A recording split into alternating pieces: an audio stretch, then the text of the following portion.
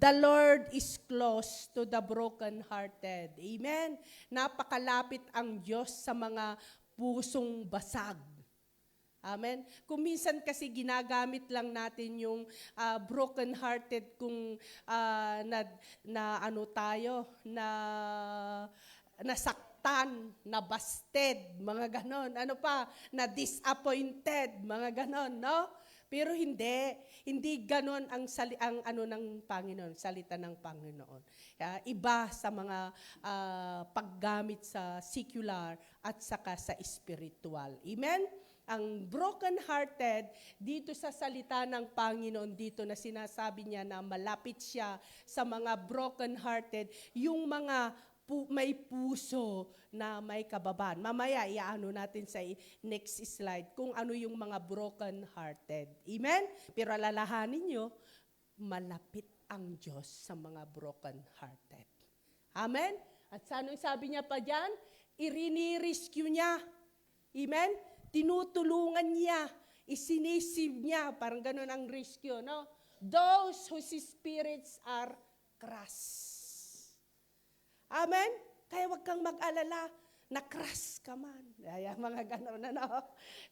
Nagkapalpak ka man, nanghina ka man. Amen? Pero kung nagpapabasag ka ang puso mo ay basag sa harapan ng Diyos, alam mo ang Diyos, nakatingala ang kanyang mata sa'yo. You are the apple of the eyes of God. Amen? Hallelujah. Dito pinag-usapan natin na walang perfect. Amen? Lahat tayo, anytime, pwede tayong magkapalpak. Pero alalahanin mo, hindi dyan ang destinasyon mo. Kung nasubsub ka, bangon ulit. Magpatulong ka sa Diyos. Kasi malapit ang Diyos sa mga taong basag ang puso. Ibig sabihin na naniniwala na ang Diyos napakadakila ang kanyang grasya. Amen? Hallelujah. Huwag mong sabihin na kahit sabihin nila sa'yo, wala kang pagbabago, paulit-ulit ka, paatras-atras ka. No, huwag kang maniwala nun. Salita ng dyablo yun. Boses ng dyablo yun. Lahat tayo, kung tayo basag ang ating puso, tutulungan, iaangat tayo ng Diyos. Amen? Hallelujah! Praise God! Dito sa 1 Corinthians 11:23-24, dito ay ginawa ni Jesus na maging ang kanyang di ba? Palagi nating inaala-ala, ginagawa natin in every first Sunday of the month o once a month, anumang week iyan. Basta inaala-ala natin ang ginawa ni Jesus sa krus ng Kalbaryo dahil ang dahilan, maalaala natin na siya mismo naging basag din siya. Amen? Na broken din yung, hindi lang yung puso niya buong katawan niya. Buong buo siya. Bagamat siya ay Diyos, nabasag siya. Amen? Bakit? Kahit yung yung emosyon, kahit yung pagkatao niya, amen? Dahil 100% siyang tao nung nandito siya kasi pinili niyang naging tao. Amen? Hallelujah. Hindi niya inalintana yung mga ginawa ng tao sa kanya. Di ba? Paano siya naging basag? Amen? Di ba? Inano siya, yung ano sa Tagalog yun?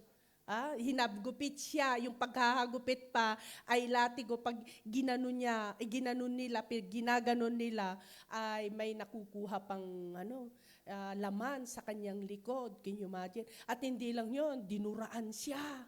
Ano pa? Hinubaran siya. Di ba? Kinutya siya. Kaya talagang broken yung pagkatao niya. Pero alam ba ninyo, he is a perfect man siya.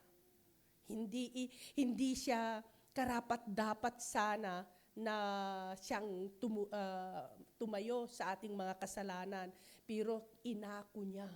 Amen? Naging makasalanan siya. Inako niya yung ating mga kasalanan para siyang maging makasalanan. Para siya ang tutubos. Siya ang magdurusa sa cross. Amen? Kaya talagang basag siya. Nandun yung humility, mapag-aralan natin mamaya. Kaya bago mangyari yon, sinabi na niya na yung tinapay nating this is my body. Di ba?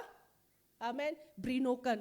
tapos pag na broken yun, na hati-hati, na ay pwedeng mai-impart sa bawat isa sa atin. Amen? Kaya nga, yung mga gumagawa yun na nag-aalaala, nagre-remind sa ginawa niya sa krus ng Kalbaryo, mapalad tayo. Then, sabi niya sa kanyang salita, mapalad ang mga naghihintay sa muli kong pagbabalik. Amen? Kasi inaalaala natin na siya ay namatay sa cross, siya ay bumalik sa langit, at tinihanda niya tayo ng matitirhang pangako niya yan sa John chapter 14, ako ibabalik sa Ama para ipaghandaan ko kayo ng matitirhan, and then ako'y muling babalik. Di ba? Palagi natin yan ipinapakita ng ating ginagawa in times na tayo nagkukumunyon na siya ay babalik para sa atin. Amen? Kaya yan, amen? Kaya nga sabing ganyan, pag ginagawa natin yon, napapagaling tayo, naawikining tayo, napapalakas tayo. Di ba ninyo nararamdaman yon in times na nagtitik kayo ng komunyon? Pero siyempre, mababasa natin sa 1 Corinthians chapter 11 na magpalinis tayo para makapagtrabaho ang Holy Spirit sa atin pag ginagawa natin yon. At alam nyo ang nare-receive natin, kagalingan. Kagalingan, kalakasan, katatagan. Amen? Na excitement na hinihintay natin yung muling pagbabalik ni Jesus. Amen? Praise God. May pahabol ata dito. Amen? Praise God. Mga kapatiran na nandito ngayon, family of Glacy. From Floor. Ano yun? From London. Yan. Palakpakan po natin. Amen. Praise God. Pwedeng tumayo po sila. Hallelujah. Nandyan sina Brother Alfred. Kilala ninyo sila. Sister Carmen. Kasama natin doon. Wow. Welcome po. Thank you sa inyong mabuhay na hindi kayo nag-enjoy lang dito sa Spain, kundi mag-enjoy pa kayo sa ating togetherness sa pagsamba sa Panginoon. Amen? So, kagalakan po namin na kasama kayo namin ngayon. Amen. Praise God. Hallelujah. So, yan. Yan ang tinutukoy niyan. Dito, sa next slide ay the spirit of brokenness. Tignan natin, mapag-differensya natin yung spirit of brokenness at saka yung opposite of brokenness. Basahin natin para alam natin. The spirit of brokenness, isa, teachable, sabay-sabay tayo.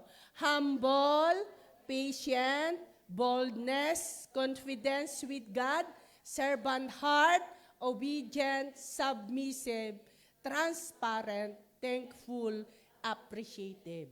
Amen? Yan ang spirit of brokenness. Kung may broken-hearted ka, amen, ay ito ang mayroon sa'yo. Makikita mo kung broken ka. Kasi mayroon kang karakter na ito dala-dala. Teachable, maturuin ka ngayon, ay hindi ka nakahawak ng cellphone mo na patingin-tingin. Sige, pwede lang mag-picture, pwede yan. Kasi maganda ako ngayon, pwede nyo akong picturean. Sabi ko nga kanina sa music team, appreciate naman natin yung sarili natin. Kasi sabi ko, pag nagbibihis na ako, ay sabi ko kay pastor, ano bagay ko ba? Ay, ganyan ako sabi ni pastor, iba naman.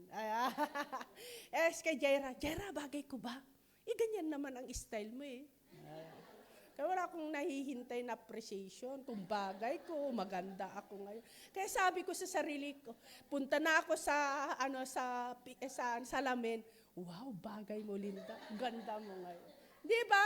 Sino sa inyo ang may nag-appreciate sa inyo? Ina-appreciate kayo ng asawa nyo? Totoo, yung totoo. Di ba wala? Kaya kung kulang kayo ng appreciate, kayo na. Huwag ka nang maghintay para hindi ka na magtampo. Di ba? Kaya kung minsan nagtatampo ka na dahil hindi ka na nakahihintay ng appreciate, ikaw na. Ako, sabi ko, palagi kong ina-appreciate yung yung katawan ko. Wow, pumapayat na ako. Pero wag akong magtimbang kasi mabubuking, no? Amen. Praise God. Hallelujah. Kaya boldness siya. Kaya excited na pumunta sa gawain, di ba?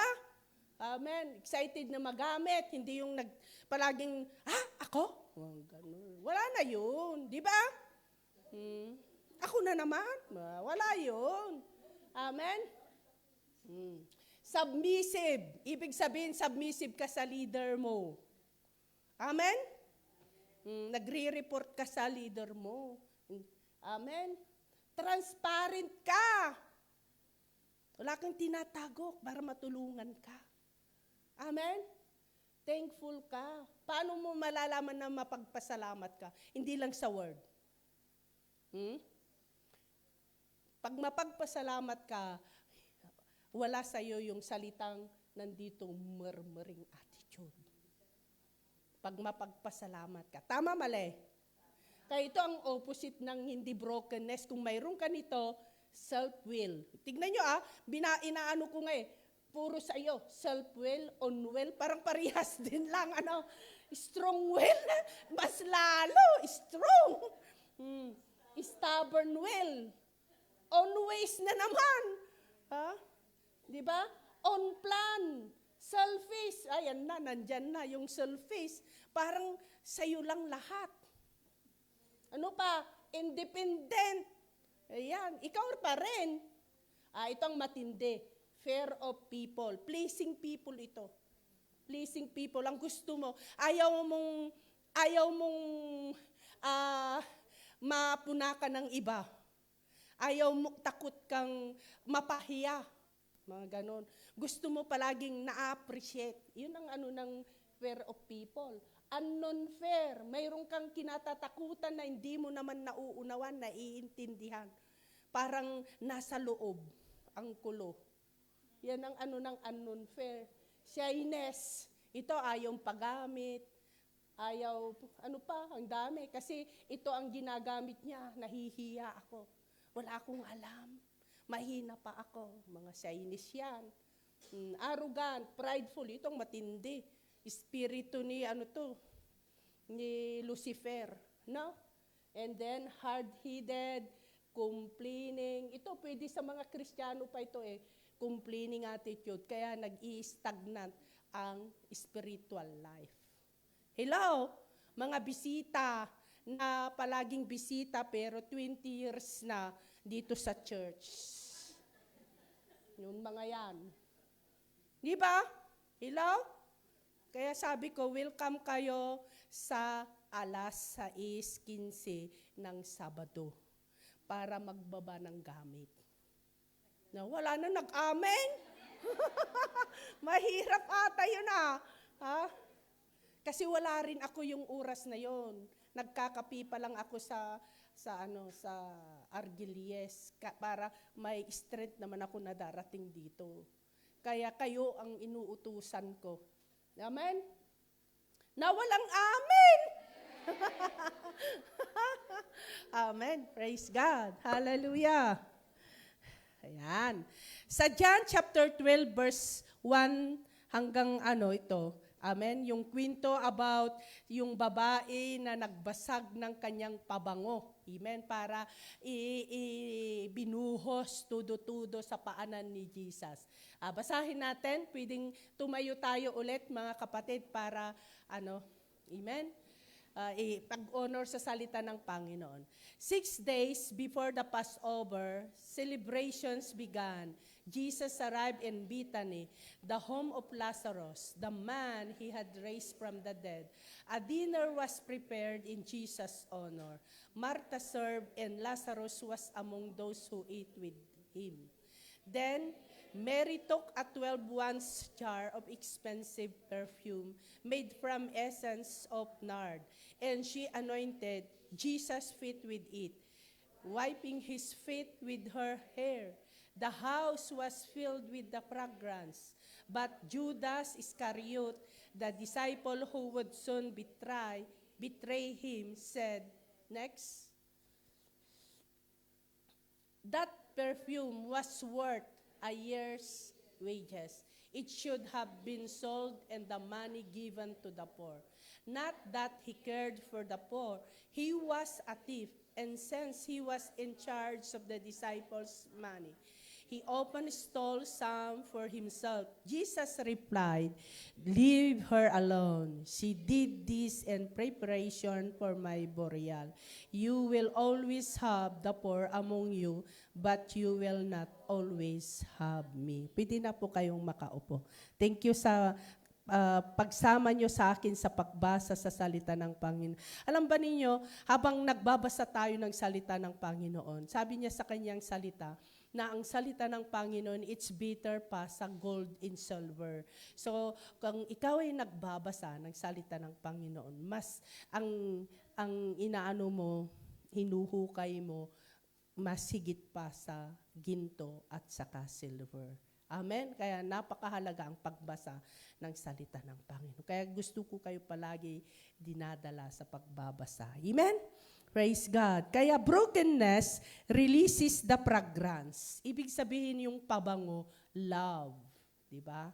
Yan ang nais ng Panginoon. Ano yung binasa natin, pinag-aralan natin kahapon, love your God with all your heart, with all your soul, and with all your strength.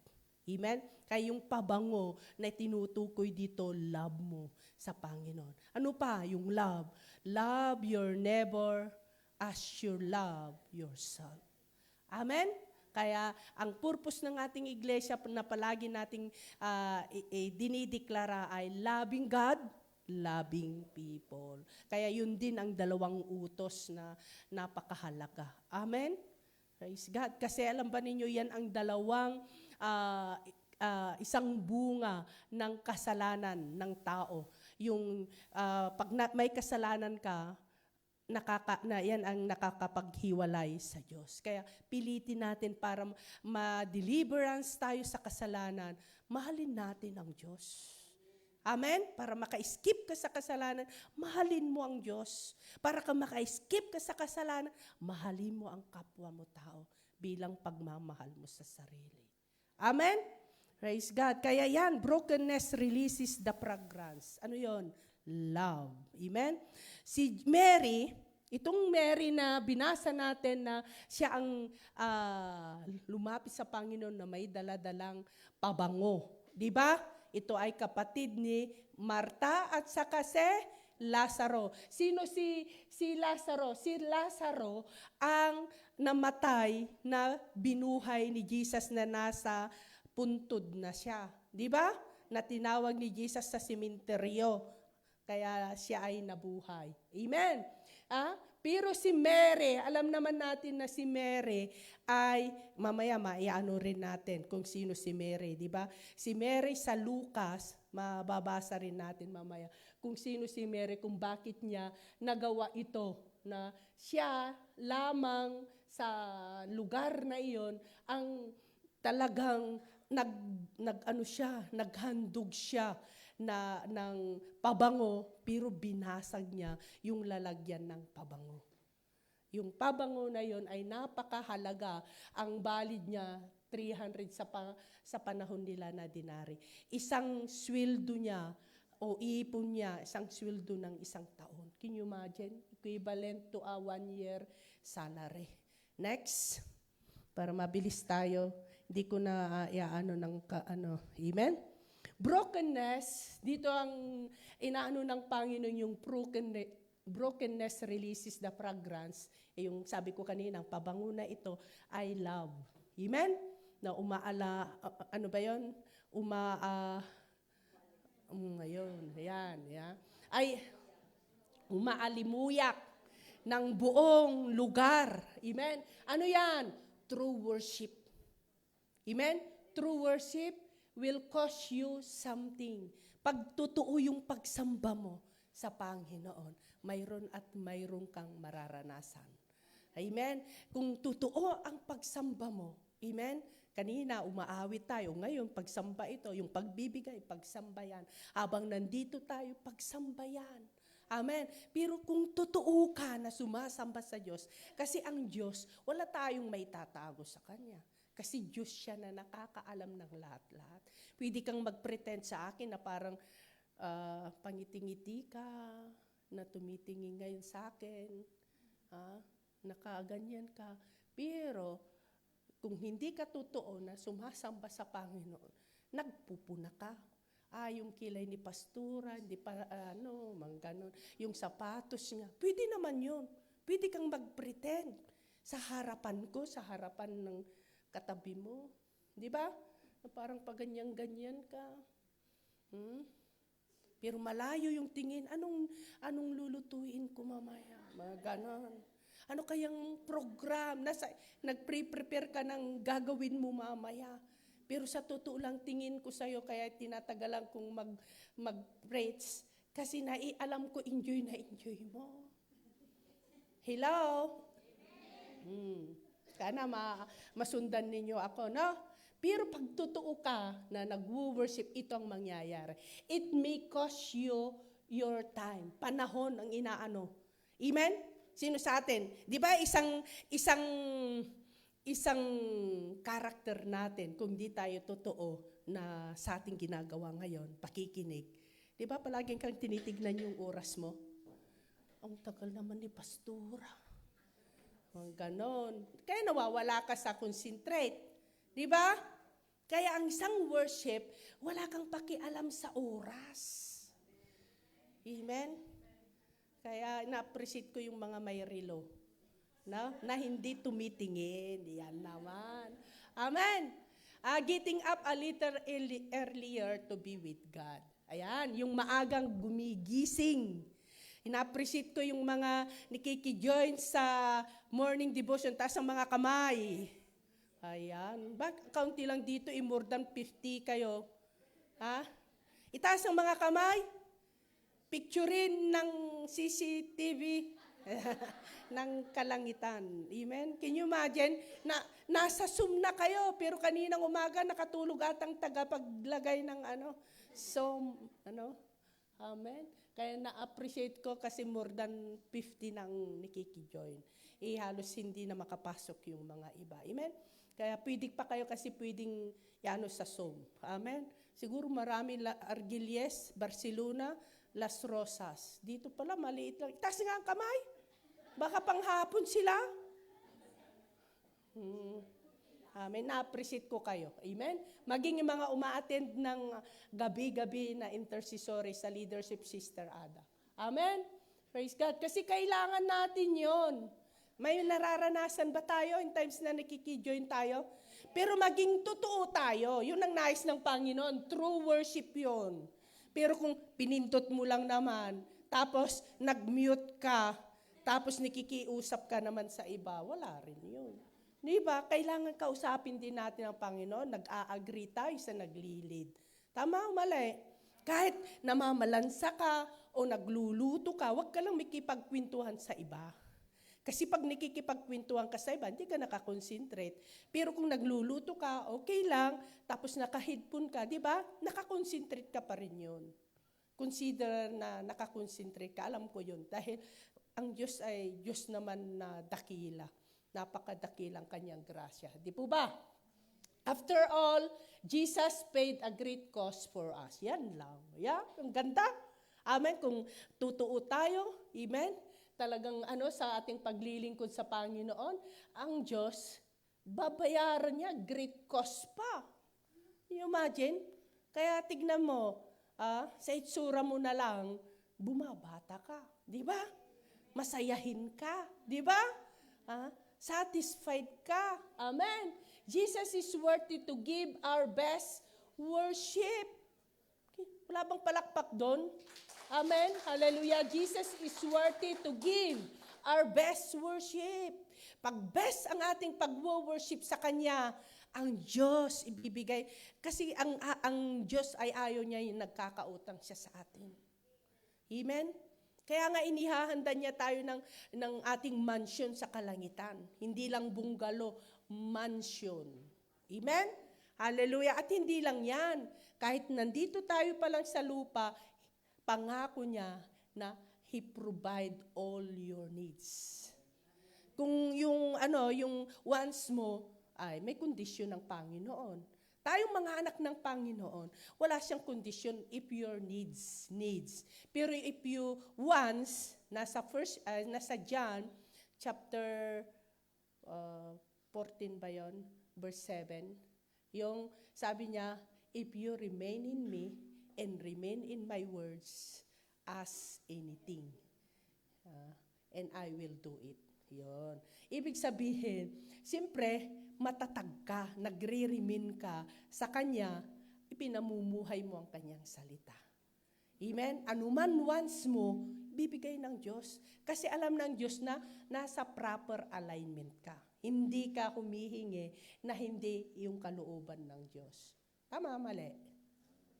Amen? Praise God. Kaya yan. So, ang tanong ngayon, how much we are forgiven? And how much we love and give Him priority. Amen? Kaya na, ay nihiling ko ngayon ng yung pagtsatsaga na mag-aral ng Kanyang salita sa oras na ito. Brokenness releases the fragrance. Yan.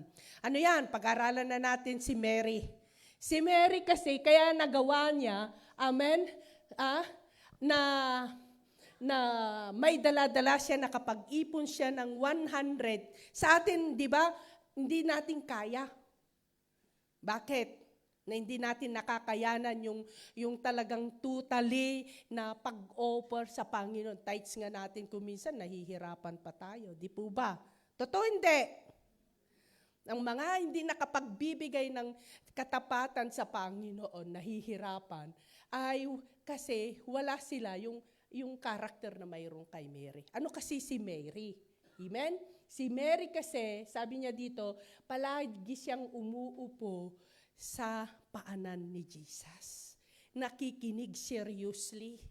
Ini-enjoy niya yung presensya ng Panginoon. Kaya doon mo nakikita, nauobserbahan yung sarili natin, ako, including myself, no, na kung nai-enjoy natin yung personal devotion natin, amen? Mangyayari, may bunga yun. Pag may personal devotion ka sa Panginoon, nai-enjoy mo yung presensya ng Panginoon, kasi sa presensya ng Panginoon, nagbibigay siya ng peace, nagbibigay ng kakuntintuhan, kaganapan sa buhay natin. Sa Kanya lang mo masusumpungan yung satisfaction sa buhay. Amen? Kasi ang satisfaction sa buhay, wala sa dami mong ipon. Wala sa dami mong na-accomplish. Di ba? Tignan nyo, yung mga maraming kutse sa atin, sa bansa nating Pilipinas, maraming pera, sila pang nagkukurakot. Bakit? Wala sila yung mayroon sa atin na satisfaction. Tama, mali? Kaya wala sa liit o dami na mayroon ka. Pero sa Diyos mo lang masusumpungan, Diyos lang natin masusumpungan, ang kakuntintuhan, kaganapan, kagalakan. Amen? Hindi ko sinasabi dito yung perfect, wala sa atin ang perfect. Kung wala si Jesus sa atin, di tayo nakakagawa ng mabuti. Tama, mali? Walang super spiritual sa atin, including myself na ako pastora, anytime pwede akong mag-mistake. Kung pipiliin ko, kung wala ako sa presensya ng Panginoon. Kaya nga mayroong minsan nagalit, kung gusto mo, hubarin ko ang pagkakristyano ko. Nasasabi natin yan. Bakit? Kasi sinantabi mo si Jesus sa buhay mo. Kasi wala kang personal na devotion sa Diyos. Nakalimutan mong siya ang inuna mo, ngayong gising ka kaninang umaga. Di ba? Pero kung subukan mo, bukas, paggising mo ng umaga, tumabi ka o umupo ka sa presensya ng Panginoon. Nandyan nakabukas yung Biblia mo, nagsusurinder ka sa Panginoon, nag-worship ka ng totoo sa Panginoon. Sa buong maghapon na yan, maayos yung kaisipan mo at damdamin mo. Amen? Praise God. Hallelujah. Kagaya ni Mary, kaya hindi siya nahirapan na naghandog siya ng napakalaking handog. Amen? Hindi siya nag-complain. Kumpara mo si Marta. May ministry si Marta, Kristiyano siya. Hello? Kristiyano si Marta. Ang dami niyang alam sa Bible. Kaya nga nung namatay si kapatid nila na si Lazaro, 'di ba? Siya ang unang tumakbo na sinalubong si Jesus. Sabi niya, namatay ng kapatid namin. Pero anong sabi ni Jesus? No, natutulog lang, mabubuhay siya. Alam ko, pero hindi ngayon, sa mga panahon na darating, sabi niya. Basahin ninyo sa Lucas. Maano niyo yan? Di ba? Kasi marami siyang alam sa salita ng Diyos. Pero, hindi siya broken-hearted. May murmuring siya. Napapagod siya sa kanyang ginagawa. Kaya nagmumurmur siya. Bakit? Anong kulang sa kanya? Yung umuupo sa presensya ng Diyos. Yung ina-absorb niya yung salita ng Diyos. Kaya hindi niya kayang handugan si Jesus ng fragrance na mamahalin. Hello? Amen? Yan. Sige na, next na. Kasi naisabi ko na dito. Di ba? Nagmurmur si Marta. Ayan, si Lazaro naman. Si Lazaro, di ba naranasan niya ang miracle kay Jesus? Kasi namatay na siya, pero binuhay pa ni Jesus. Kristiyano rin si Lazaro, kaibigan pa nga niya si Jesus. Pero hindi niya kayang hinandugan si Jesus ng mabango. Sabi ko kanina, love, na umaamoy ng buo, nakikita ng buo, na mga nasa surroundings. Di ba? Hindi niya magawa yun. Only Mary. Bakit? Si Lazaro, nanunood lang siya sa ginagawa ni Mary. Amen? Kaya kung minsan tayo mga Kristiyano, pwede natin i-apply. Kristiyano sila, marami silang alam. Naranasan nila ang kabutihan ng Diyos. Pinagpala ka nga, nagkaroon ka nga ng magandang bahay mo. Pero nakalimutan mo naman yung katapatan mo sa Diyos. Lazaro, binuhay pa siya ng Diyos, pero hindi niya magawa. Bakit? Kulang siya sa totoong pagsamba.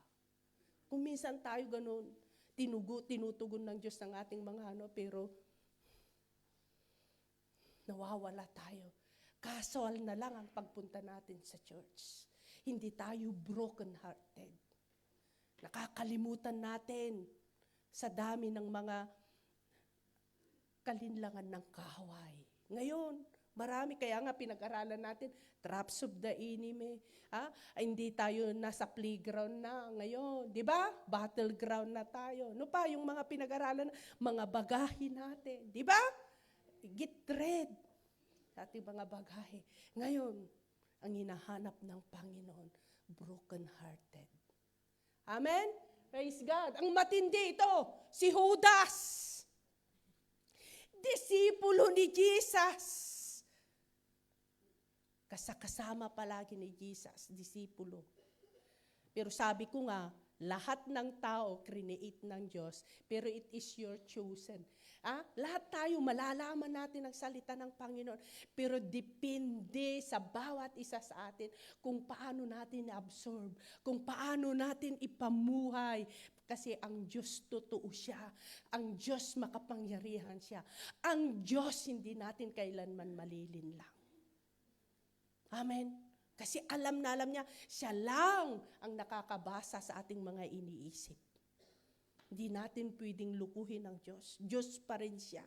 Magrason ka man, mag-alibay ka man, ano pang mga gagawin mo, kagaya ni Judas. Tignan mo si Judas. Anong sinabi niya sa binasa natin kanina? Ang mahal yan. Alam niya, ang mahal. Sayang. Sinayang niya yung ginawa ni Mary. Ba't mo binasag? Sayang. Ba't mo itinapon lang sa paa ni Jesus? Sabing ganon. Mahal. Kung ibininta na sana, parang tama naman. Yung suggestion niya. Tapos ibibigay sa mga poor, sa mga mahihirap. Parang tama. May magaganon tayo kung minsan Parang tama yung nasa isip natin na alam ng Diyos na kaunti lang ang sweldo ko. Alam ng Diyos na naghihirap pa ako, ganon. Pero naunawaan mo naman na ang Diyos ay Diyos na He supply all your needs. Na ang Diyos, ibibigay yung the best cause kung i-worship mo siya ng tama. Di po ba? Amen? Alam na natin yun. Pero tignan mo, si Judas, alam niya yan. Pero nag-complain pa rin siya. Sinayang pa rin niya yung pagsamba sa Diyos. Bakit? Kasi, palagi kong sinasabi ito. Anong rason? Yung palagi kong sinasabi, who is Judas? Maraming may pangalan ng Judas sa Bible, pero ito lang, si Judas na nag-betray kay Jesus. No? Ano yung karakter niya? Disipulo siya ni Jesus. Sabi ko nga, si Pedro nagkamali rin. Pero tama yung pag-response niya sa kanyang pagkakamali. Di ba? Kasi, bakit siya mas pinili niya nagpakamatay si Judas? Kasi si Judas, hindi niya ina-absorb ang salita ng Panginoon. Amen? Nai-enjoy lang niya yung samahan. Pag may birthdihan, ganon. May kainan. Basahin niyo. Nandun lang, mababasa mo lang si Jesus kung may kainan. Kagaya niyan, yung binasa natin kanina sa sa Lucas, ay may kainan. Di ba? Ay sa Diyan yung natin. Pero matatagpuan pa rin siya, Lucas. Amen? Kaya maano natin na sinasayang niya. Di ba? 6 days before the Passover, makikita natin na dinner, preparation. Kaya si Judas Iscariote, disipulo ni Jesus, na siyang nagbitray sa kanya, ano ang sabi niya? Napakamahal yan. Nag-react na siya kaagad. Amen? Kaya, tignan natin ang ating sarili. Kaya nga sabi sa natin nung linggo, i-revisit natin ang ating pamumuhay spiritual. Amen? Praise God. Hallelujah. And then, punta na tayo sa pangalawa. Brokenness allows for multiplication leftover. Amen? Yung sa Matthew chapter 15, verse 36, then, basahin natin, maganda yan. Then he took the 7 loaves and the fish, thank God for them, broke them into pieces, and gave them to the disciples, who distributed the food to the crowd.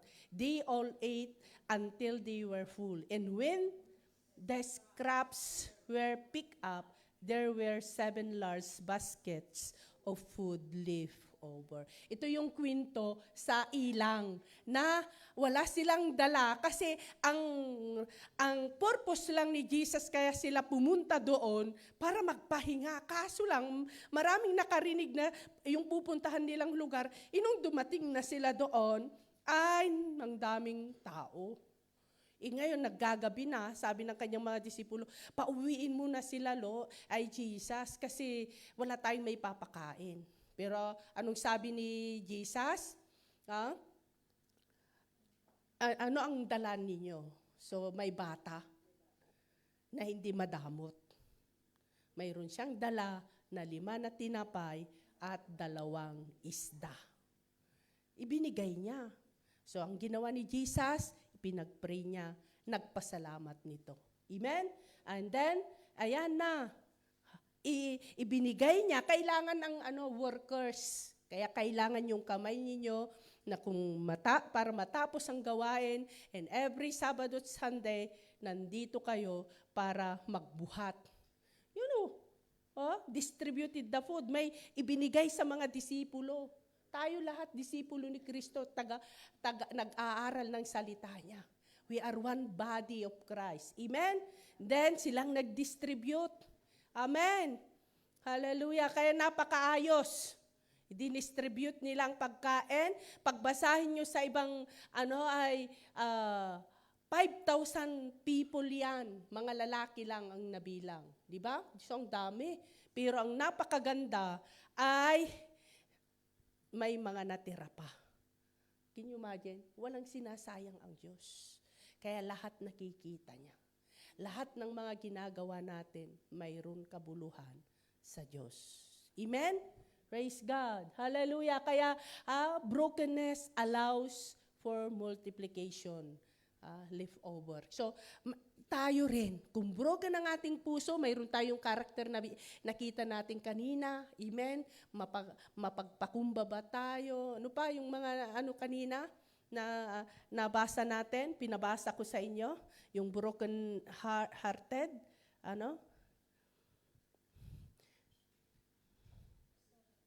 Yung broken ay, teachable, humble, patience, boldness, confidence with God, servant heart, obedient, submissive, transparent, thankful, appreciative, magagamit ka. Amen? At marami kang matutulungan. Amen? Maraming maliligtas dahil sa iyong buhay. At iyan, mga ginagawa natin yan, isa sa mga pag-iipon natin ng kayamanan sa kalangitan. Dahil nga, sabi niya, mag-ipon ka kayamanan sa langit. Hindi niya sinabi sa salita ng Panginoon, mag-ipon ka kayamanan mo dito sa mundo. Hello? Mag-isip tayo patungkol sa langit, hindi dito sa mundo. Kasi kung dito ka sa mundo, kawawa tayo. Prepare kasi natin yung destination natin panghabang buhay. Amen? Praise God. Hallelujah. Kaya yan, broken-hearted, brokenness, the case to greatness. Dadakila ka, lalaki ka. Lalaki ang teritoryo mo kung broken-hearted ka. Amen? Praise God. Hallelujah. Kaya yan. Next, brokenness doesn't lead to barrenness. Amen? Kundi brokenness leads to blessedness. Magiging pagpapala ka. Amen? Hallelujah. When you allow God to break you, He will multiply you. Kailangan natin yung dadaan sa proseso. Amen? At napakaganda ang ating iglesia, may proseso na ginagawa. Hindi naman tayo magic na agad na maging mabait Pero dahil ina-absorb natin ang kabaitan ng Diyos, ang kabanalan ng Diyos, hanggang bubunga tayo. Amen? Sabi ko nga, yung mga ibang kapatiran na ilang taon na pinag-aaralan, salamat sa Lord, naging mabait na ako. Kaya nagtataka ang pamilya, ayan na ba si Mami? Parang hindi na siya. Yung mga ganon, di ba? Nakakaya mo na dati, hindi mo nasasabi sa anak mo ng I love you. Palagi kang mandador noon. Pag tumawag ka, natanggap na ba ninyo yung padala ko? Saan nyo binili? Ay, saan nyo ginastos? Huwag niyong gastusin Ganon, no? Anong ginawa mo ngayon? Ganon ka palagi. No? Pero ngayon, nag-iba na yung pananalita mo, nagiging broken, ka na, kasi teachable ka Ano na ngayon ang sasabihin mo? Anak, kumusta na kayo? Ayan. Priyeng na maayos ka. Ayan. Diba? Mayroon ka ng ganon. Ngayon lang yan, anak. Magpalampas ka. Diba? Hindi yun, sana sinuntok mo na siya. Hindi na ganon. No? Diba? Amen? Kaya, He will cause increase in your life.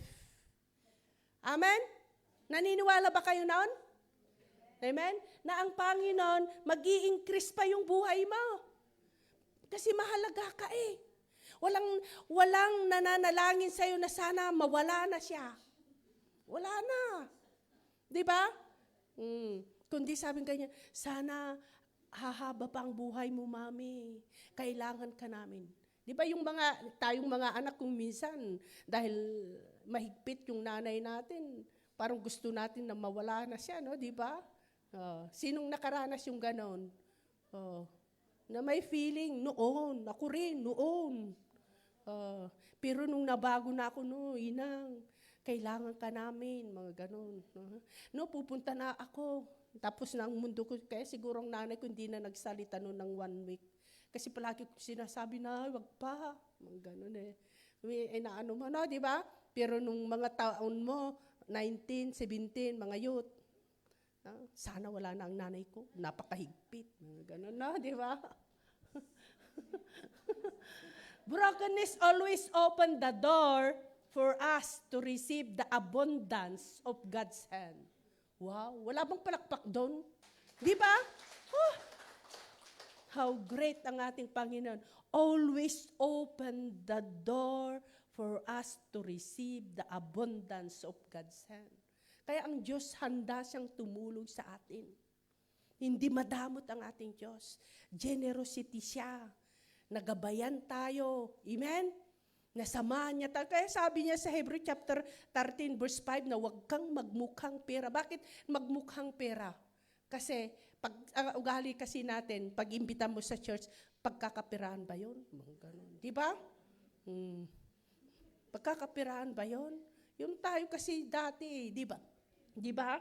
Pero ngayon, nai-enjoy mo na, broken heart ka na, teachable ka na, mapagpasalamat ka na. Amen? Kaya ang Panginoon, ibibigay niya ang abundance na kamay niya sa atin. Amen? Kaya huwag kang magmukhang pera, sabi niya doon sa kanyang salita, di ba? Kundi, alalahanin mo, hindi kita iiwan ni hindi ka pababayaan. Sa 6, God is our helper.